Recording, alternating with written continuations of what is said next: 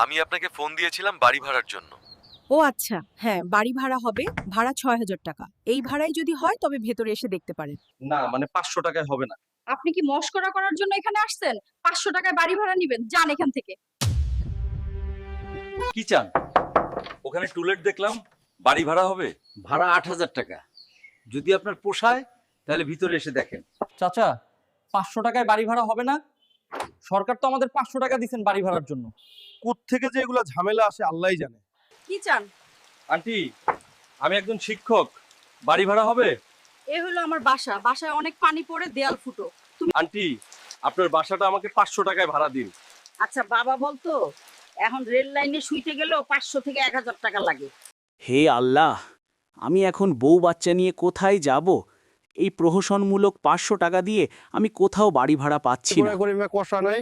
আপনারা ভিডিওটি বেশি বেশি শেয়ার করুন, বিশেষ করে প্রাইভেট স্কুলের শিক্ষক যারা আছেন তারা বেশি বেশি শেয়ার করুন।